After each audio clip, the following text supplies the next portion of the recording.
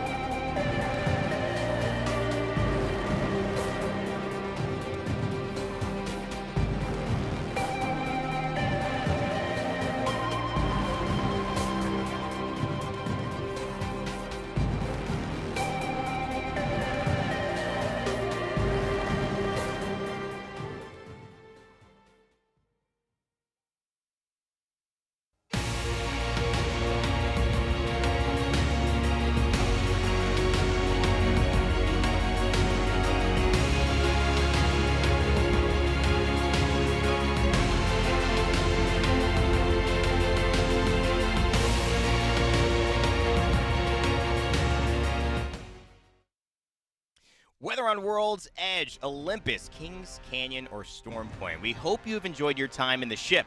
But now it is time for me to welcome you to PlayStation Tournament's Dropping In, our very first exclusive live show covering everything going on in the PlayStation Tournament's ecosystem for the Apex Legends Master Circuit. My name is Rainday. I'll be joined with a ton of great guests, and we'll be covering plenty of topics such as pros and their opinions on the meta, characters, what they're doing in each map, and we even saw some fun tweets today by the CEO himself who we may bring up, and guests from some of the star performers throughout it all.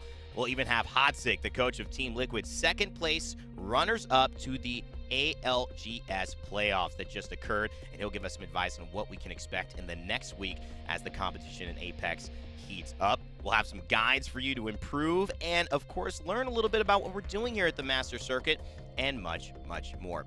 It's going to be an action-packed hour. My name is Rainday, and I'm so glad to be here hosting with you. If you're familiar with the Apex scene, you've seen me in all things casting and content.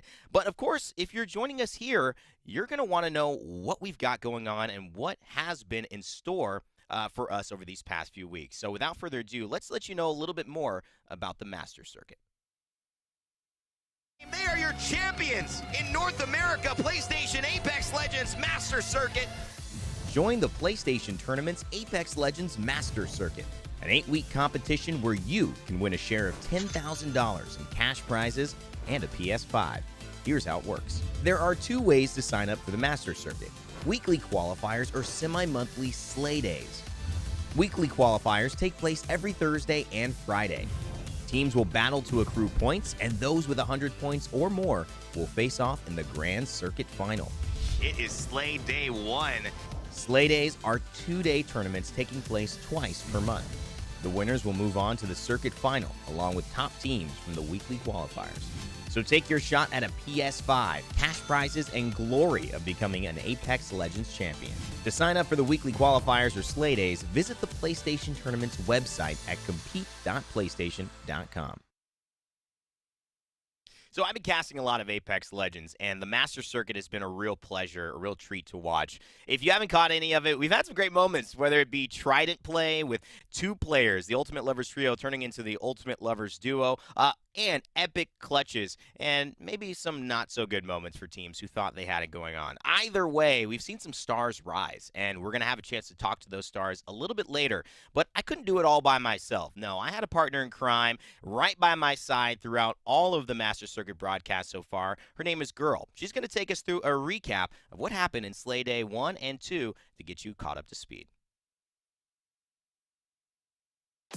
Slay Day 1 of the Apex Legends PlayStation Tournament's Master Circuit began with a dominating performance from Team TXC. Now it's Raymond time to push here, and so they're going to get the cleanup. Earning more eliminations during their Game 1 win than every other team combined. TXC's luck seemed to turn around quickly in Game 2, as one of their players disconnected, leaving them dropping as a duo. When all hope looked lost, Sarah Sutcliffe clutched a skillful and brilliant 1v3 to keep the dream alive.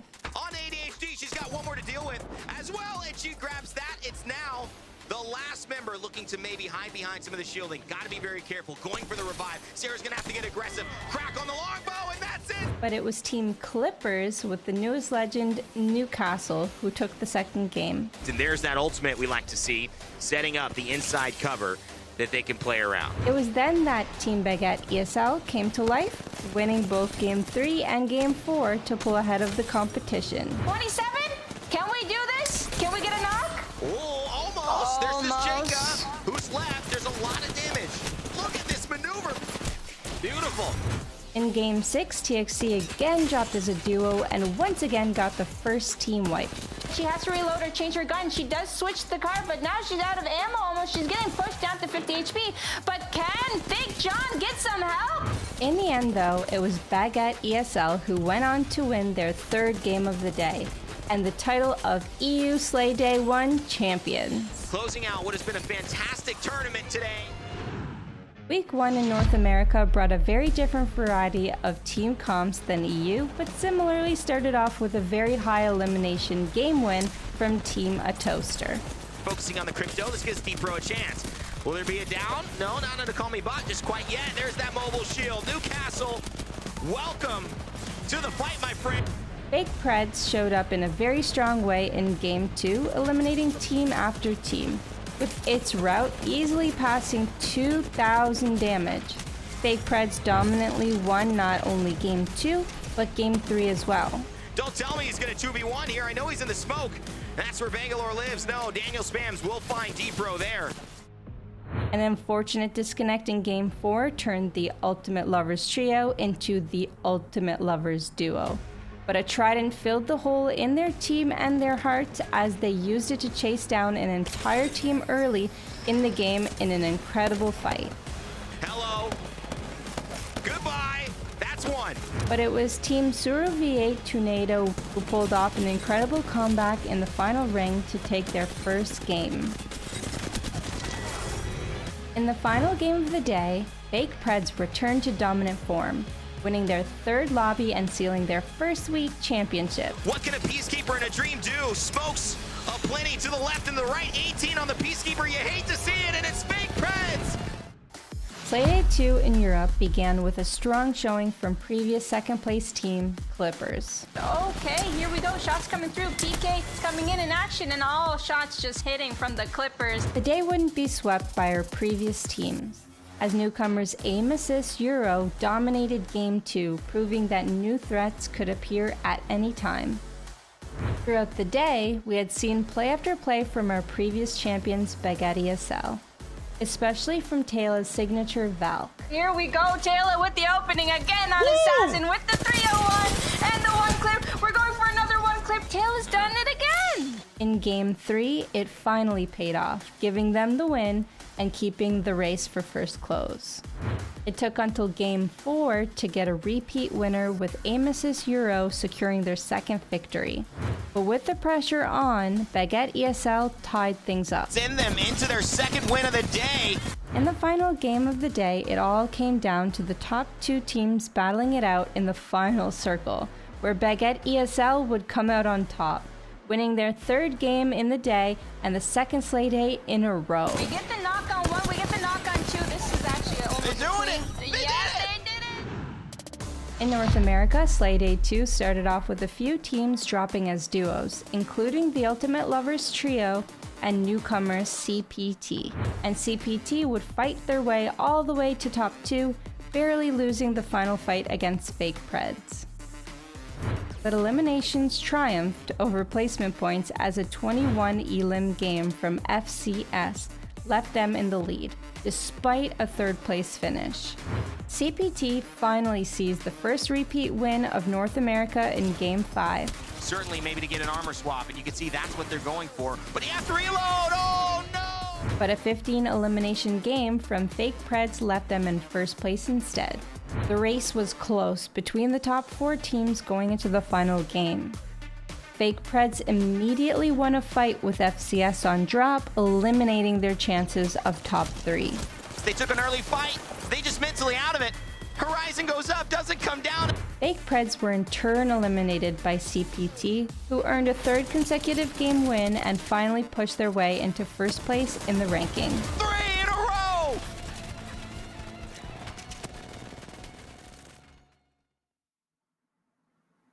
It's fun to listen to the recap, but it's more fun to have the girl here beside me. Girl, welcome to the show. It's been so great casting these Master Circuit days with you, but I'm excited to welcome you here to our first live show recapping it all. It's been a crazy Slay Day 1 and 2 so far.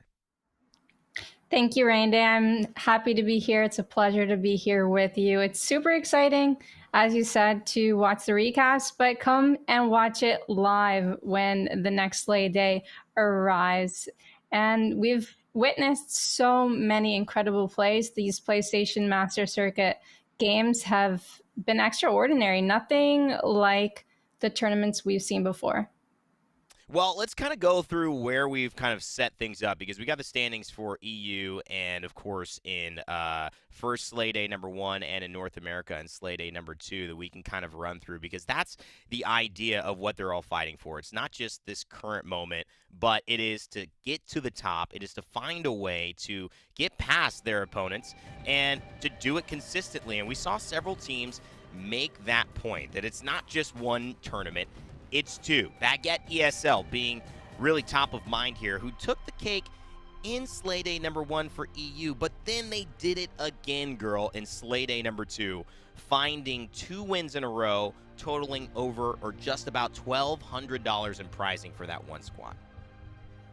Yeah, they've been really dominant, as you can see on the leaderboards. They've been over 10 points above second place in both Slay Days. And this is NA Slay Day number 1, where Fake Preds ended up taking the win with over 30 points total from second place to first place. Incredible.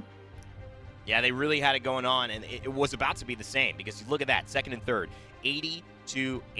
The Ultimate Lovers Trio actually just inching out Fake Preds, who were in the lead up until this final game because of a big win that they had that kind of was the tiebreaker to push them into second, but it was all CPT. In fact, it was so much CPT, we had to bring someone on the show later in the hour to talk to about it. What a fantastic opportunity for us to see new stars rise and to see these storylines continue to build. And if you want to be a part of it, go to compete.playstation.com, where you can find all of the information on PlayStation tournaments, so you can either sign up or you can be aware of all the broadcasts that we've got going along, or simply when the next Slay Day is that Girl and I will be casting. But if we transition to why to watch the Slay Days, it's because the moments that they create for us, Girl. And I got to say, it all started off with that incredible clutch on TXC in Europe Slay Day 1 with Sarah. She really kind of opened up our eyes to what it meant to be a star in the making.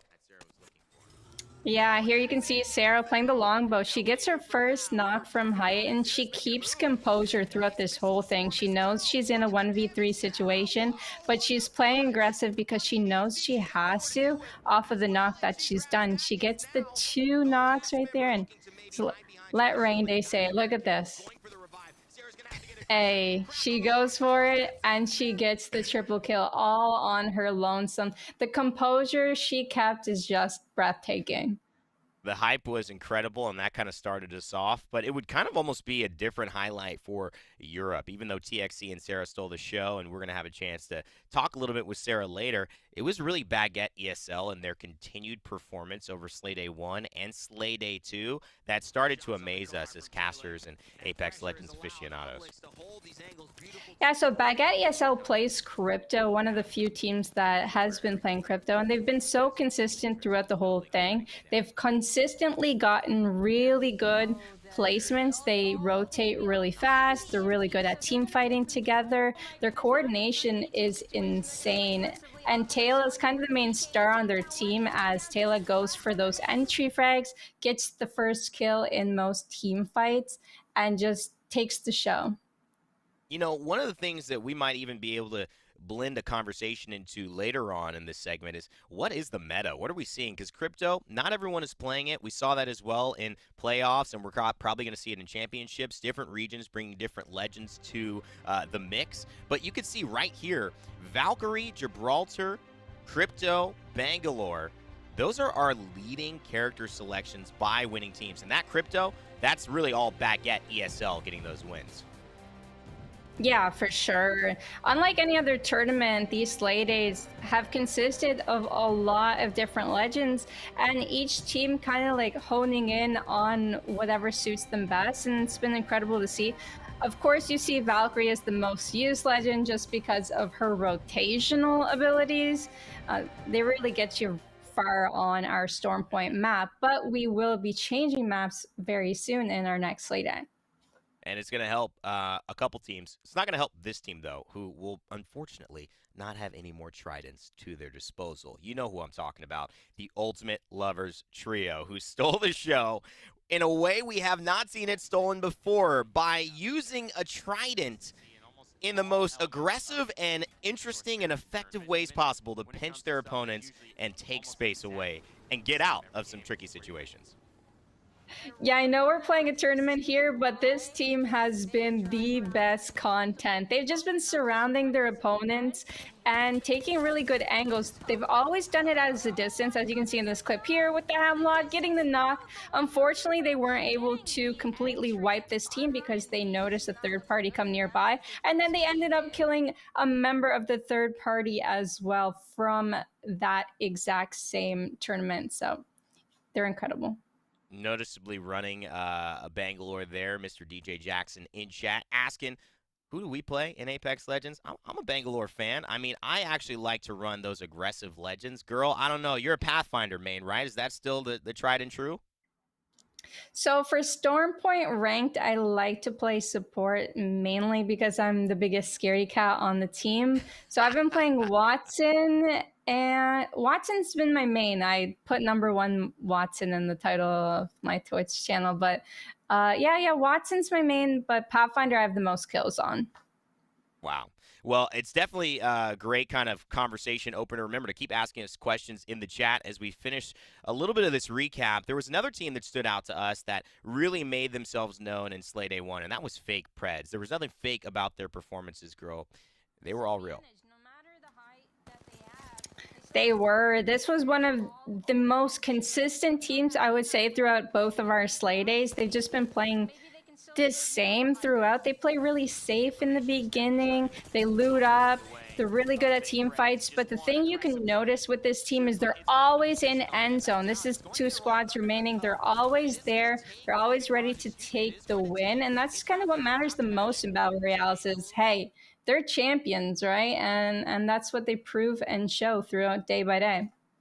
Valkyrie, Seer, and Bangalore. We'll have some more comments on that in just a moment, but Seer definitely rising up in the selection pool. It would end, though, in our final Slay Day that we've had, Slay Day #2, in some historic ways. Fake Preds, they captured 3 wins on the day. Baguette ESL, 3 wins on the day, too, but no team did 3 wins back to back to back other than CPT. Talk me through their epic day to end Slay Day 2 in North America. Yeah, so CPT ended up joining us on our Slay Day #2, and they really proved kind of what they had. In this clip here, you see Magic getting that entry frag, but Logan got a 1v3 right before they finished the 3v3 at the end. So Logan clean wiped a whole other team right before you witnessed them killing, so they killed the 2nd place and the 3rd place team in that moment, both of them. So we've had a chance to recap everything, but now we have to look a little bit ahead. It is World's Edge now that we will be playing in our rank split. That is where the Slay Days will be taking place. If you're curious about who to be playing, Girl and I have our opinions, but there's someone who goes by the name of the CEO in Apex Legends who just recently tweeted out his opinion of who he thinks is going to be valuable, whether on Stormpoint, on World's Edge, or in Match Point. It's, of course, Imperial Hal of TSM FTX. Girl, what are you thinking about this? You said no shot. But I see a lot No of shot. I commented no shot just because Maggie? Have you seen Maggie been played much in competitive at all? I know we've seen her in our last LAN event, but I'm not 100% sure how well Maggie's going to work in World's Edge where there's so many buildings, and Caustic just seems a lot more valuable. Even in team fights, Caustic gives you the ability to kind of finish a fight but then stay safe. I don't know how Maggie's going to come into play. I thought his account got hacked this morning. What do you think? I think Hal has been on that ranked grind. I don't know if this is going to play in the exact same way that he's hoping for in high-level competitive, but again, we used to think that there wasn't going to be Watsons in our meta, and she had no significant buff. We saw her used quite heavily in APAC North region and even some APAC South. We saw a lot of crypto. I think the cool thing about Legends and regions clashing, and of course the PlayStation community as well, every single pocket of players has a different perspective on what should be valuable, and then you kind of have that meta creating as well. Let's go through a little bit of the brass tacks and the details, though, on how the standings looked for all of our days and how things went. We've got our EU Slay Day 1 top 10 standings coming up at you in just a second, so you can kind of get a clear picture on who is making it into our top 10. Remember, we've got grand finals coming up in July, and so these teams giving themselves an opportunity to do so. It was Baguette ESL riding high in Slay Day 1 with Clippers and TXC right behind, and then it would of course be Baguette ESL who would maintain their presence at the top. Aim Assist Euro, Clippers would follow in that top 3, and TXC, they drop a little bit, but we'll hear a little bit about why they had such a high and maybe a medium performance. North America, though, Fake Preds, maybe the biggest gap we had seen at the very top, Girl, and Bot Squad, a Toaster, barely keeping it together. Ultimate Lovers Trio, again, noticeably in a tie for 3 and 4th. They just moved that up 2 spaces. Now a tie for 2 and 3rd, and they're in the 2nd spot. CPT, though, would certainly win that one as well.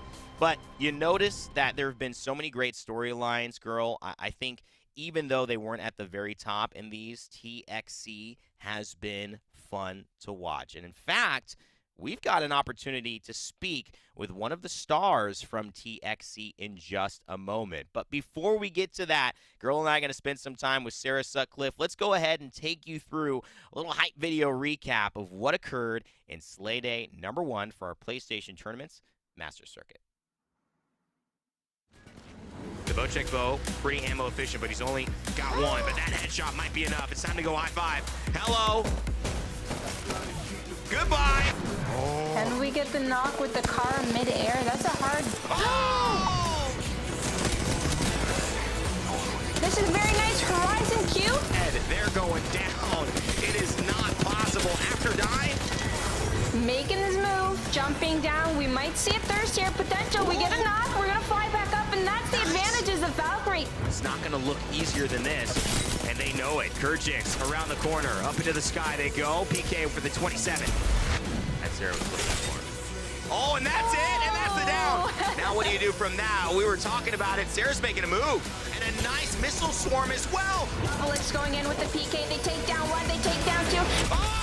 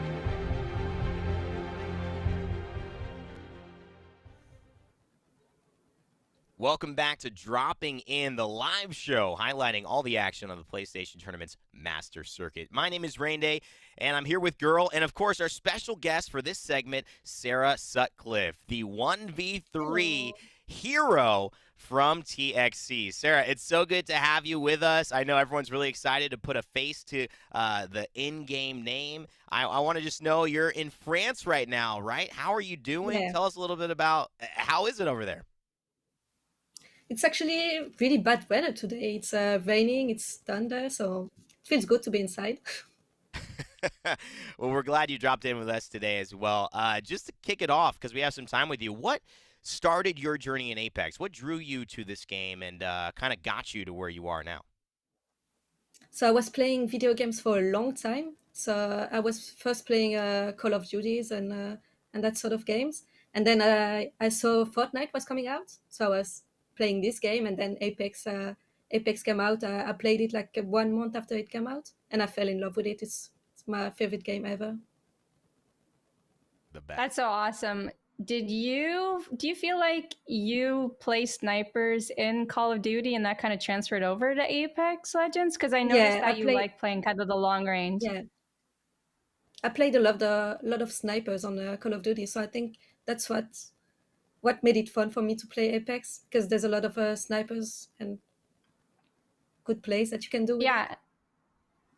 Yeah, and it's super fast paced, so I kind of see the correlation. I was kind of the same way when I did.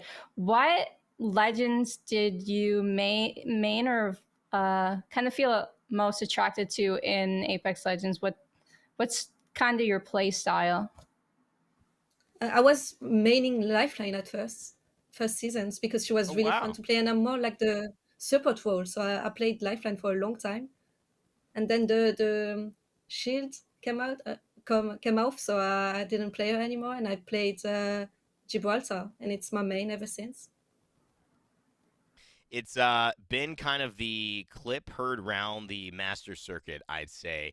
And your 1v3 kicked our day off. It kicked the tournament off. It was shared on Twitter. I remember Girl kind of sharing it. We all had a lot of fun with it, but it just was such a hype and amazing clutch. It looked impossible, except for when you did everything right, from the headshot to the dropping down and the immediate Valkyrie missile swarm to the movement behind cover and the pressure when the Gibraltar was reviving. Talk me through kind of that moment for you and what that 1v3 meant. Was it exciting? Was it just, every other day, kind of a normal thing? How did you feel about it? I mean, we had a teammate that disconnected, so we had to do something, and so we were playing as a duo with Raymond, and I was like, yeah, it's all or nothing. It's either I'm winning this or we just lost everything. So I just played my best, and it worked out. So I'm really happy about it. It doesn't happen a lot for me, so really glad it happened. And to have it happen on the middle of a broadcast, right? It's pretty exciting. We definitely were all really, really excited about it. That has to be probably my favorite play of the entire circuit so far. Yeah, thank you. Yeah, it was an incredible play, and some people at home find it really hard to find squads or people to play with or form a team competitively. How did your squad form and get together? Actually, Raymond is my boyfriend. I met him on Apex, so he was the best player I could think of, and he's a really good player. And Finn as well. He's just a common friend, and is like an insane fragger. He's just so good. So we just played a lot together, and we came out as a team, and I think we play great together. We know how to play as a team. We know the play style of every player, so that's good, I think. Is there any difficulty in having a team where you have a relationship with one of the players? I mean, does that make comms easier or harder? What is that like? I mean, of course, it's competitive, so we sometimes yell at each other, but it's always, it stays in the game. It's never coming out. Doesn't come to dinner afterwards, right? Okay, that's good. That's good to know. Sometimes. That might be tough to keep the team morale high. I'm really excited too about kind of the way this European clash has gone. You guys started off so strong, but it's clear that Baguette ESL has been putting together some really consistent games, and most notably for me, kind of the aggressive play that we see from Taylor. Such an amazing Valkyrie and kind of opening player, entry fragger. How do you feel about Taylor saying that they feel they're the best Valkyrie in the entire circuit? Do you have any comments on that and kind of your rivalry with Baguette ESL? I agree. Actually, he's a really good player, and I'm not a Volk main usually, so I'm still learning how to play her. And I agree. He's just so good at like shooting, playing placement. They're a really good team. Yeah, Taylor's really aggressive, and it shows through his gameplay. And for Slay Day 2, it seemed like it was a little bit of a difficult day for Team TXC. Do you guys find that you're going to make some changes for Slay Day number 3, and what would they be? I think we're gonna change our comp because Raid is not really useful in those type of tournaments. So I think we're gonna change to Gibby because we really need the covers, and we're gonna keep Horizon and Volk because we need the like Raymond is just insane at Horizon, so we needed him in the team. And yeah, we're gonna play Gibby, so maybe I'm gonna play him, and Finn is gonna move to Volk. It's funny because that's kind of how a lot of these decisions get made at times. You know, you look at this thing where we're seeing the meta, and you see Hal's tweet going, "These are the characters to play," but sometimes the internal conversations, right, Sarah, are Raymond going, I'm so much better at Horizon. I'm just going to keep Horizon. So it's not necessarily only on paper that you make the decisions for what's best for your team, right? Yeah, definitely. I feel like Raymond would still be good with another legend, but on Horizon, he just knows how to play us so well. Curious to see how you all are transitioning into World's Edge. Do you think that's going to change anything? We've had the Master Circuit on Storm Point for the first 2 Slay days. Now ranks switching up. We've got a new split resetting today. Any thoughts on how World's Edge might adjust your play style or what you'll be expecting to have to work with on that map versus Storm Point? I think we're gonna have to play a bit more safe because we're usually really pushing people, and it didn't really work for us. We get some good kill points, but on this map it should be more safe. I think we should play more safe. That makes sense, especially since there's more and more people signing up for these competitions. So the more fights, the more you're going to get third partied. So I definitely can appreciate that kind of thought process to it.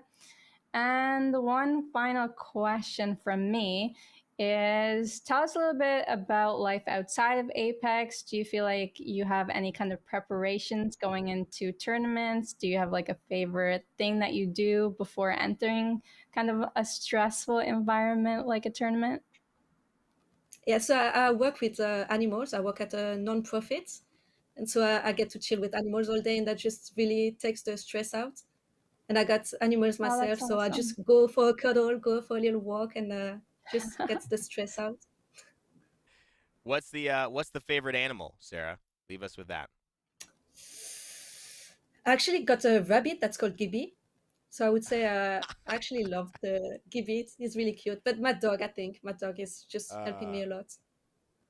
Rabbit named Gibby. I love it. We got to see a Yeah. picture of that on Twitter. You got to show us. We'll maybe bring it I up on will. the next Master Circuit. Sarah, it's been so great talking to you. I'm sure fans who have been watching in the chat, I'm sure very, very happy to hear your story, see a little bit more. We hope to have you on again sometime in the future, and good luck in Slay Day number 3. Thank you so much for having me. It was really fun. All right. Thank Tell you. Gibby we say Thanks for hi, huh? joining us. Yeah, of course. Bye bye.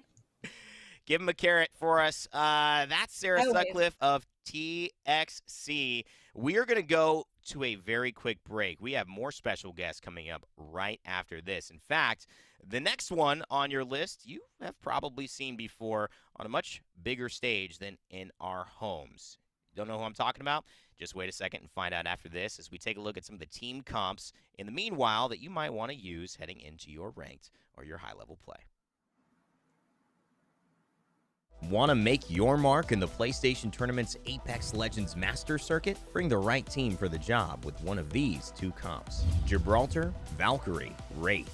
This classic comp combines Gibraltar's defensive abilities with Valkyrie and Wraith's movement to create a resilient, agile squad. Gibby can combine his Dome of Protection with a Wraith or Valk ultimate to get your squad out of a desperate situation. Absolutely animalistic here. Ashe, Bangalore, Valkyrie. Popular with European teams, this comp combines high damage with excellent escape abilities. Ashe's Phase Breach is an incredible late-game positioning tool, while Bangalore can disrupt squads with her ult and defend with smoke grenades. Valk rounds it out. You'll need to bring your A game to the Master Circuit if you want a shot at a PS5 and $10,000 in cash prizes. To sign up, visit the PlayStation Tournament's website at compete.playstation.com.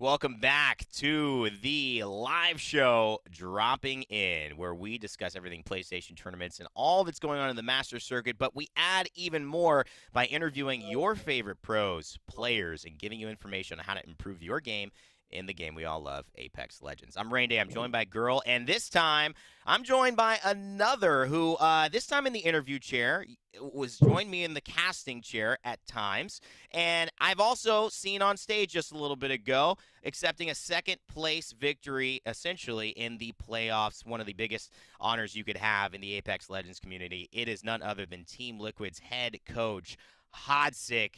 How you doing, my man? Welcome to the show. How you feeling? Doing really well, man. Just traveling, getting ready for the Champs tournament coming up here in Raleigh in a bit. We're going to be seeing each other in North Carolina in about a week, but up until that time, we got some opportunities to catch up with how you are and to let our viewers who are really keyed into what's happening in PlayStation and in our Master Circuit a bigger overview of maybe the professional scene at large of Apex Legends and give them maybe that macro view from someone who has been there and almost kind of done it all at this point. Obviously aiming for the top. We're excited to see that journey with you, but start us back at the beginning. How did you get into Apex? How did this all start? What drew you to Apex Legends in the very beginning? I've always just been a really big battle royale enjoyer, like just enthusiast. And I remember hearing rumors like a couple days before Apex dropped that EA was dropping a battle royale, and I was just like, I had like the same response as most people. I was like, we'll see what this is about. We'll play it for a couple hours, see if we like it, and then I fell in love. I think for the first like 2 weeks, I played like 14 hours a day. Not like even with the intent to like make it anywhere. I just absolutely loved the game. It was like the battle royale I was looking for, because at the time there wasn't a really good battle royale out that was like functional, fast paced with insane gunplay. So it just checked all the boxes for me. That's awesome to hear. Apex has been an incredible game, and I kind of had the same reaction as you, like, I'll give it a shot. My friends told me, hey, like, go check it out. I want to talk about like how you're an incredible player. You've put in so much time into the game. What kind of clicked in your head to change into a coach? What made you realize that you are a phenomenal coach as well? I'm probably going to give you a much more candid answer than most will. Honestly, it came down to money. In an ideal world, straight up, in an ideal world, I would definitely still be competing, but I have bills to pay as much as anyone else. And I went from competing and constantly swapping teammates and starting a team from the ground up is just it's a huge grind. And I went through it so many times throughout Apex already that I failed to qualify for the Texas LAN, and then I had asked. I still wanted to go. It never happened, obviously, but I still wanted to go to it. So I kept asking people, hey, do you want me on as like a coach? Maybe I'll try my hand at it. Was supposed to be the Golden Guardians coach with its Timmy, but then the LAN got canceled, and then eventually for Online Tournament 3, Nocturnal actually messaged me. It was like, hey, do you know any analysts around the scene? We might need somebody. Like, we're kind of looking into getting somebody new. And I was like, you want to give me a try? He was like, I mean, sure. Yeah. And then I coached them for 2 days only, and instantly their scrim results were better. But that was Online Tournament 3 was the first tournament that TSM did not win, and it was Team Liquid that won it. So that was kind of like a really good tryout for me. I think it was a bit of a no-brainer after that. So I've been enjoying it since. I wouldn't call myself like a phenomenal coach. It's something that like I'm learning day by day, right? Like I'm nothing coach-wise. I'm nothing compared to what I was like a year ago. Now, I know it's a ever-growing process for me. Yeah, it's like life. You're always improving, and you're always seeing how you could have done things better in the past. Hindsight's 2020, as we tell each other, and it's still ringing true to this day. But I think most people don't even understand what a coach does necessarily in the esports scene, because you're not taking timeouts like in traditional sports. They don't see any of the behind the scenes, which is on traditional sports very captured. The coach interacting with the players is very clear, the plays, the direction.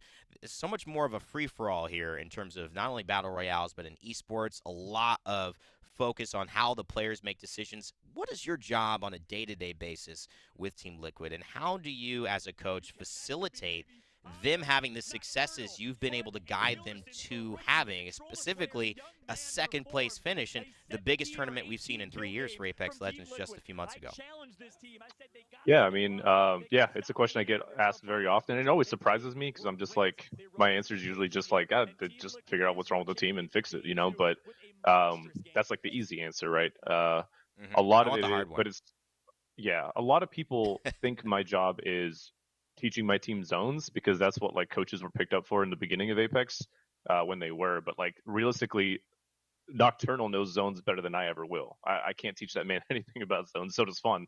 I'm there basically, we don't run drills or anything, but I'm there basically to facilitate any possible just like vessel of success into the team. And I know that's a bit of an arbitrary answer, but basically, if my team is lacking in any department, whether that's in game, out of game, whether that's like strategy, characters, anything, I am there to identify the problem and fix it. So it goes a lot more than just like, being good at the game and knowing how to play the game.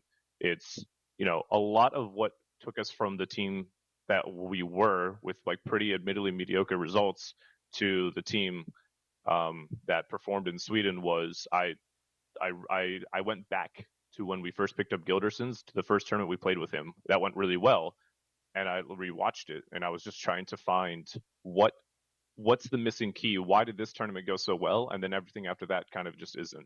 And I identified one particular thing, and that was just like Nocturnal's confidence wasn't quite there. That was the key difference. And so I was working a lot with him pre-Sweden to like assure him like, hey, your team believes in you. We all believe in you. We know you're one of the best to do it. We know you know how to move the team around. We just need you to be sure that you are. And we literally had like, as a talk, we had like 1 or 2 like team talks, as a team, and everything else after that just like changed. It was like almost like just a switch just flipped inside his head, and now we're just a completely different team. I love that. It's amazing how confidence it could either make or break a team, and coming from you and your squad, like you could be an incredible player, but if you don't have that confidence and you don't act on it, then it doesn't mean that much, because you're not going to be able to show your skills. I like that. I really like that. So coming back to you kind of looking at the mistakes or what they need to improve on, kind of seeing all of their like low points. Do you do that on like a day-to-day basis, a week? Do you watch their scrims and then say it after each game, or is that too much constructive criticism? Where do you find the balance like for constructive criticism, and how do you kind of relay that to your team? I would love to do it every day if we had scrims every day, but that's not, that hasn't been the case in Sweden. But yeah, I mean, a lot of it is basically, if it's like small, extremely small, like micro mistakes, like, like, oh, bad call here, but it's like a one-off, doesn't usually happen, or like, small mistakes that they don't typically make. They talk that out typically between themselves, but before I even get a chance to say anything, I usually chime in when it's a repeat behavior that I'm seeing. When I see that, like we play 6 games of scrims and I see Nock just not on the same foot, like he's just not calling the same way he normally does.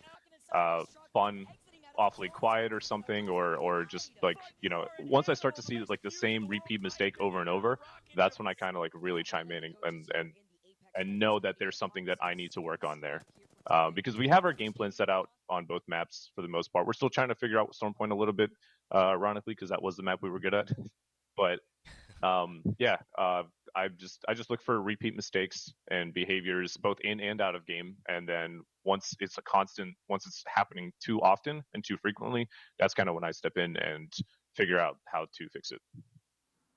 It's a really great answer, really insightful too, to see how the management of delaying the information, some of the feedback. Sometimes people can self-correct. You don't want to step in before they have an opportunity to do that. It's a really fine line sometimes, and for those at home, this all could sound like something that they're really not used to, especially on PlayStation. It can be difficult sometimes to have the same level of access of OBS and the way that you record your own software. If you're not a streamer, it can be difficult. But you've done a lot of VOD reviews in the past. You've focused a lot on YouTube content. It's a really helpful thing to look back at what you've done and see how you can improve it. So for those at home who want to gain a little bit of that extra study time, that extra practice time, do you have any concrete suggestions for players at home watching saying, I want to improve, I want to look back at my stuff, some ways that they can do that easily from a PlayStation side of things, or generally just some good habits for them to start forming now so they might have a chance to be competitive in our future Slay days, or hey, even future pro tournaments coming up? Yeah, I mean, the first and foremost, the biggest key to improving as a player is watching yourself back, like you said. I mean, every player that's competitive, as soon as you lose or make a bad play, you're going to be running through that in your head constantly. But it's still, you don't realize the mistakes you're making or other like small mistakes you're making until you watch that footage back and you really see what like it's so obvious to you. You'll be like, I can't believe I'm playing like this.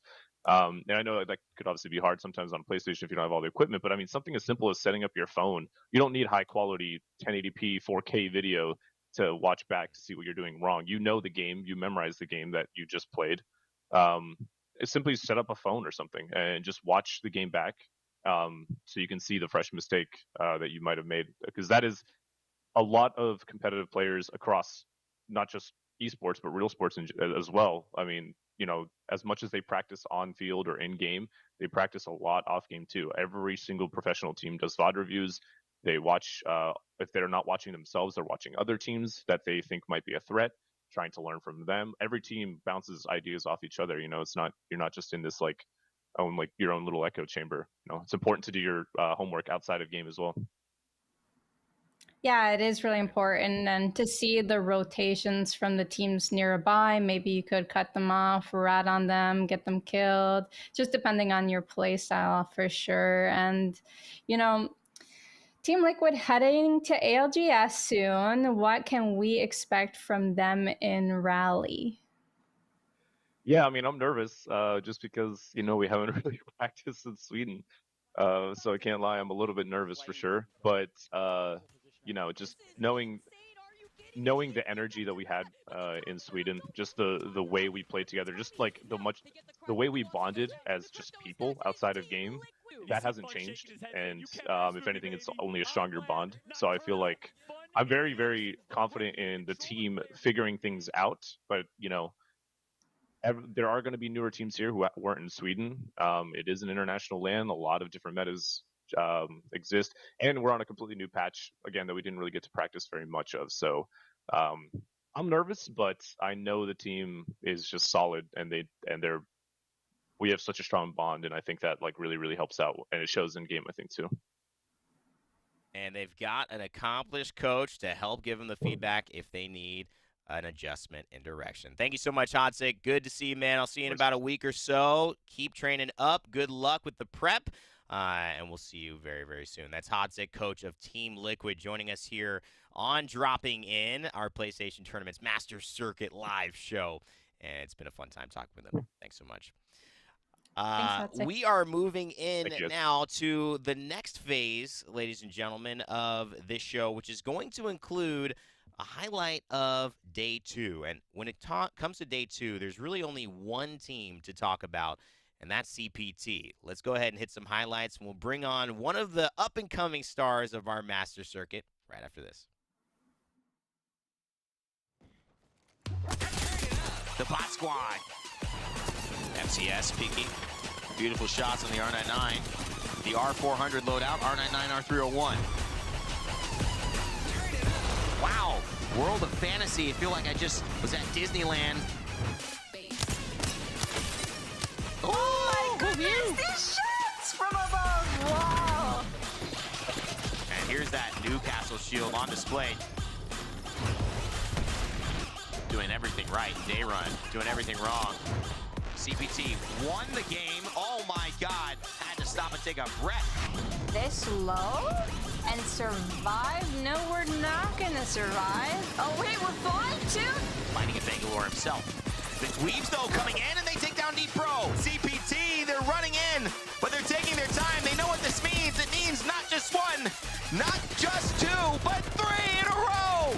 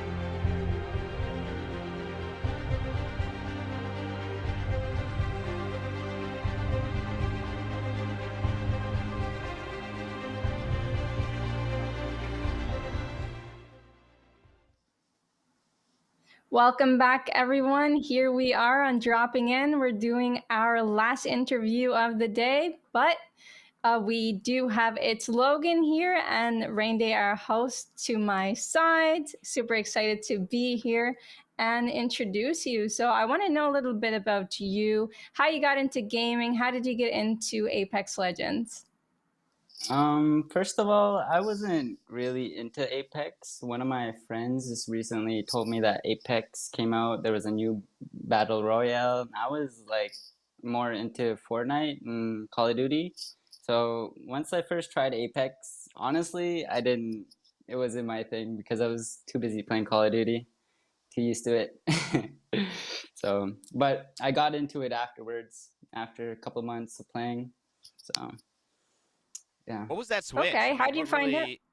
Yeah, that's kind of what I was reiterating. What was that switch that made you take the leap? Because you said, it feels like the bridge between Call of Duty and Apex had to get built somewhere. Were you just a little bored, looking for something else to play, then finally got hooked, or did someone say something? I honestly like the ranked. Like no other game has ranked, so getting up in the ranks, I guess, means that you're up there. Call of Duty didn't have that. Fortnite had the Cash Cup. Just really wasn't the same. So I kind of fell in love with Apex after that. Yeah. Well, I wanted to just kind of start this off with the unprecedented congratulations of a back-to-back-to-back victory in Slay Day 2. CPT is obviously performing at a high level. We were talking a little bit pre-interview. You were saying, and we're going to win Slay Day 3 and Slay Day 4. So the confidence is there. Oh, But I just kind of want to yes. know, like, give me some thoughts on how your team is feeling. How'd you guys come together? Are you guys old friends? Did you meet in Apex? How did that all connect to give you this success that you've had in Slay Day 2? We just started playing, honestly, a couple months ago. So, Wow. the first 2 weeks, I didn't, I was too busy playing with other people. So chemistry wasn't there. Had to build up the chemistry just to get the team, on the same page. And yeah, they wanted to start playing competitive, and they were looking for a third, and they thought I was good enough. So they asked me, and I said, yeah. So. Yeah, you're clearly good enough because you ended up getting those 3 kills while your team was holding off another team, right? So they clearly have some trust in you. They clearly think that you've got the skills, and you proved that you do have the skills. I want to talk to you a little bit about your team name. What was the original team name coming into the PlayStation event? Oh, the original team name, Twerkaholics. I don't know what to say about that. It was just a name, I guess, just for fun. Because I don't know. I don't know. I honestly don't know. I wasn't the No one who comment, came huh? up with that name. Yeah, no comment. Maybe that doesn't need a comment. It's all in the name. I think there's also Yeah. another interesting thing that's maybe all in the game that you've been playing that Europe didn't have to play, which is the Trident game. Ultimate Lovers Trio and their Trident. You have been around them. They obviously were vying for first place, which you guys ended up taking over the course of the last 3 games in your incredible performance. But they've been a high-performing team in North America. They've had a really unique strategy. What are your thoughts on their Trident play and just Ultimate Lovers Trio in that North American bracket for the Master Circuit? My thoughts. I've never seen that ever happening. Someone using a trident, Right. like the most extent you can use it to. I've never seen anybody do plays like that before. So I think that was pretty interesting to see, to watch, to go against too. It's kind of annoying because they kept hiding behind the tridents and driving away. Yeah, Was, it's tough yeah. definitely playing against that. We're all getting hyped, though. You could tell in the clip, Girl and I are freaking out in the same way. I think we're echoing a lot of your thoughts, Logan, right, Girl? I mean, it's a very unusual thing. Not many of us, I'm not sure if anybody's really seen it on display in the way that it's been on display here in the Master Circuit. No, definitely not. Not many people have tried that, so not many people know how to play against that. Arc Stars will come in handy in the future. Yes. What are your thoughts on Team Fake Pred, the Slay Day 1 winners? They gave us kind of a competition there, I would say. Yeah, we were really worried about them. So every time we came across them, we would try to wipe them, make them, back in the lobby. Because we knew they were in the first place, and we were kind of at the bottom. And we just wanted to see if we can take them out early and get our points up. Well, Logan, we've had a great time talking with you. Kind of want to finish on a couple quick questions here just to look forward because obviously you've been stars of Slay Day 2. What's World's Edge going to do to your composition and your style of play? Keep it similar? You're going to have to change some things? You expecting more difficulties? I think we're going to change our comp and probably going to play a little more edge because I don't know. World's Edge, you get into it a lot, and if you don't have a caustic, anybody defensive, you can't really hold anything down. So I think our comp for World's Edge is going to be Crypto, Bang, and probably Ash. So can smoke, port, the drone can see how many squads are around. So we'll be good, I think. I think our team is pretty Excited to see solid. that. Mm-hmm. Yeah, sounds cool. Yeah. That would make for a good wombo combo on the edge, for sure. And it's really neat that you really looked into it. Like, if you, depending on the tournament, some people will push you in buildings when you're in end zone, and some people won't. So not leaving that up to chance is really smart, in my opinion. And especially, I kind of noticed that in previous tournaments as well. And our last question for you is, tell us about life outside of Apex. You're in Canada, I am too. Do you like being in Canada? Canada is pretty good. I lived here all my life. It's my homeland. I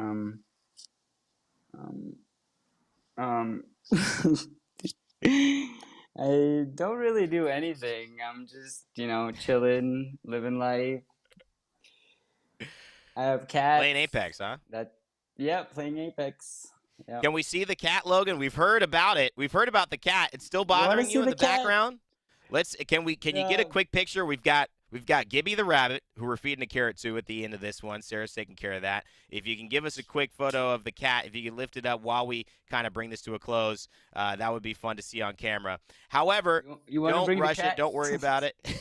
Logan, we appreciate you, man. It's been really, really fun having you. All jokes aside, take care, and we appreciate looking forward to seeing what you're going to continue to do with CPT, the only back-to-back-to-back winners of our Slay Days in the upcoming Slay Day 3 and 4. Take care, buddy. It's been great talking to you. And there's the cat. May it bring you good luck. That's a cute one. Yeah, high five. An extra That's paw. a PlayStation cat right there. Yeah. Love to see it. Man. The Master Thanks, Circuit dude. mascot. Not official, Yep. but unofficial. Girl, it's been fun talking to Logan there. That was a good time. He seems like he's definitely into the scene. Canadian as well, just like my girl here on the side. And we're very, very excited to continue talking. In fact, girl, you and I are going to spend a little time together in the firing range after this, because we want to talk meta. We want to talk weapons. We want to talk characters. We're going to go into a new segment that we like to call Let's Play, and it's going to be right after this. But before we do, make sure that you guys don't go anywhere for our break. We'll see you back in just a moment.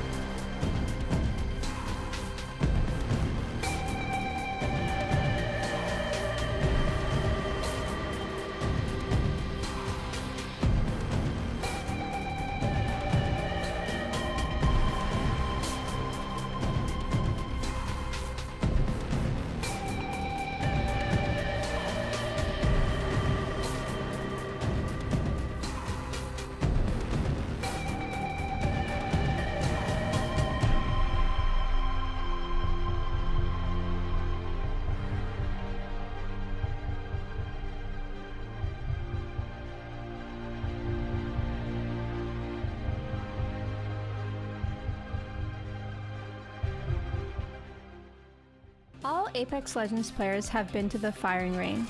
Here are 3 ways to use the firing range to improve your game.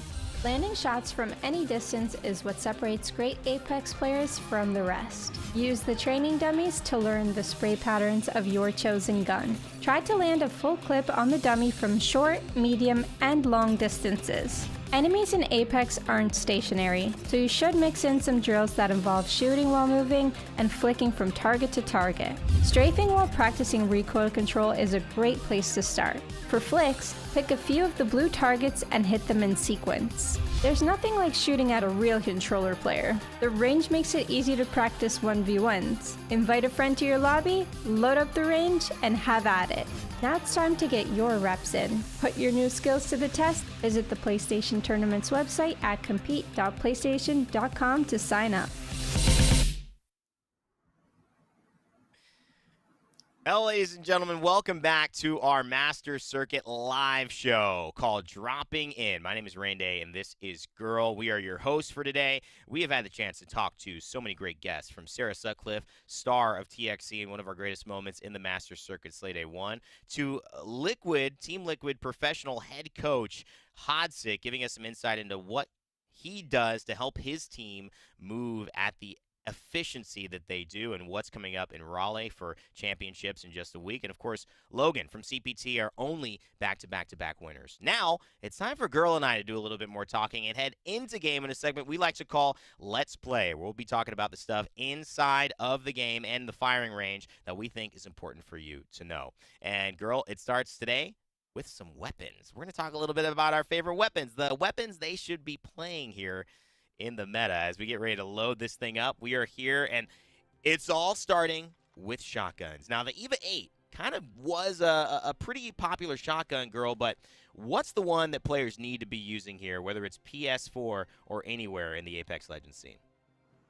My personal favorite is the Peacekeeper. I think it really works well around corners, and it just does so much damage. So you're able to peek around corners, go for a nice headshot, does over 50 damage, normally get a 90 pump in the body, and then sometimes you can get like 121 there, like that in the head. So it's just such a consistent weapon, I would say. Easier to hit, and it hits hard, and it's really good when you're playing in bubbles or around corners. Also has the kinetic feeder. It's a unique hop-up that hasn't really kind of gotten a lot of love, but as you are sliding, you're actually going to be reloading, and you're going to do something interesting, which is your choke on this PK is going to close faster. So it's actually, as you slide, that choke right there, if you pick up a little speed, slide, you're going to get some ammo back, and you're going to be able to choke it up pretty fast. That's a cool one, but really I think the weapon that has maybe stolen the show and is now back in after the latest patch, the ground loot from the Replicator, the R301. Does this take the cake for the light ammo weapon of choice, you think, Girl? Yeah, absolutely, 100%. I did craft it last season, and I am playing it again this season. I feel like it's just such a consistent gun. Since it's an automatic rifle, it's not a sentinel, right? You can't just shoot one shot and completely miss. Normally, you hit most shots in a clip with the R301, most players. And it works well close range. You can just hit fire it when it's close range, or it works well mid range. Just a very versatile. And I think it's just one of those guns that you can rely on.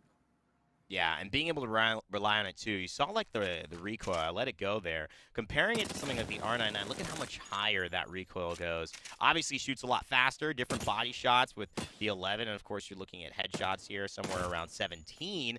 So you do get a little bit less bang for your buck damage-wise, but in terms of controlling it, there's a lot of value over the R301. But let's talk about this. The R99, I mean, this used to be the weapon that everyone was told to play. You saw an R99, you saw a Wingman, you saw a PK. I mean, this was it, right, Girl? But suddenly something else has kind of stormed to the forefront. And I want to get your thoughts on the R99 versus car debate and why the car, in your eyes, if this is what you believe, has really taken the lead in that race.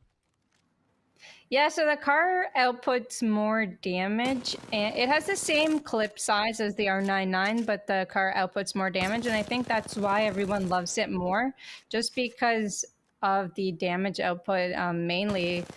And it's easy. If you find a heavy attachment, you can place it on it. If you find a light attachment, you can place it on it.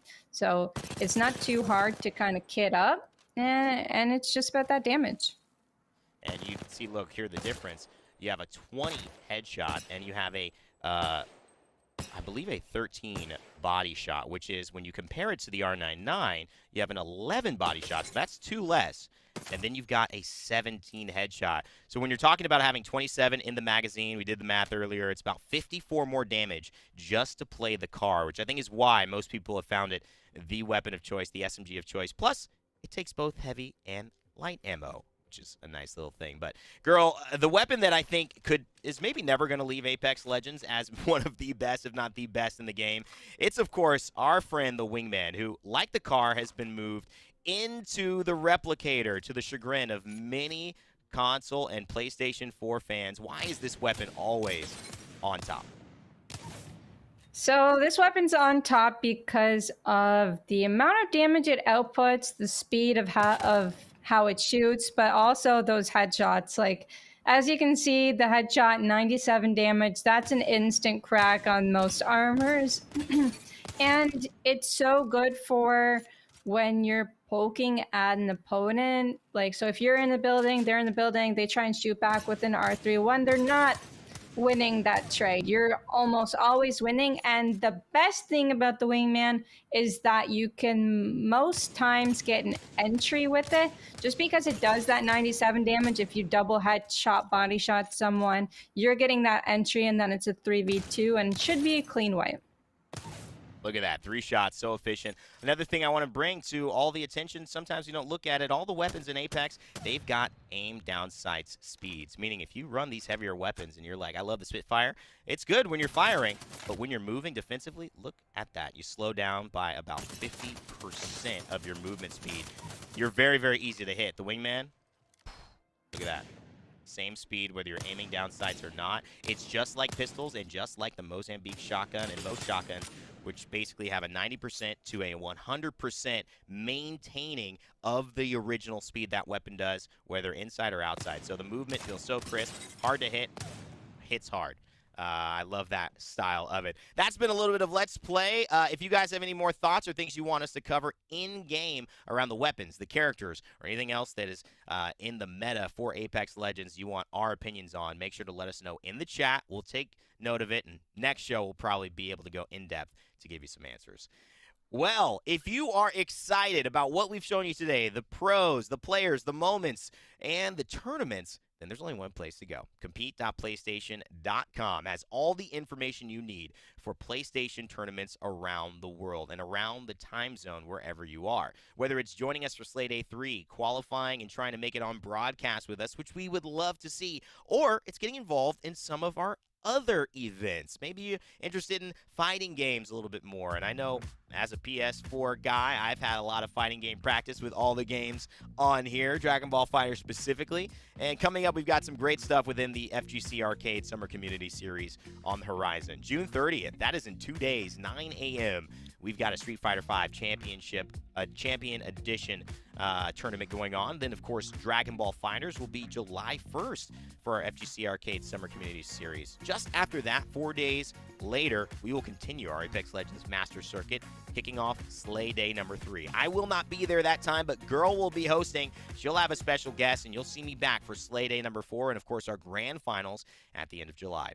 But this has been our final show, our first live show. And as we close, Girl, I want to leave it to you for a few final comments here as to what this has all meant and your thoughts on joining us here for the first Dropping In. Oh, yeah, it's my pleasure to be here. It was a pleasure to co-host with you today. Really nice to see the insights of different people in the Apex industry, whether they're players, coaches, and maybe we'll see org owners one day, who knows. But definitely a fun time here, and learned a little bit. You actually just taught me that Wingman strafing speed. I didn't know that before, so definitely a pleasure to be here as always. I will see you guys July 5th. Don't forget to type in the chat or tag us on our socials on Twitter to see what you want to see in our next live show. And definitely make sure to tell your friends who own PlayStation 4s to sign up for our tournaments. All right, well, of course, you've got to get back to the ship, but we appreciate all of you who have dropped in today on our very first episode. We look forward to seeing you next time. And as always, never give up, never stop gaming. We'll see you then.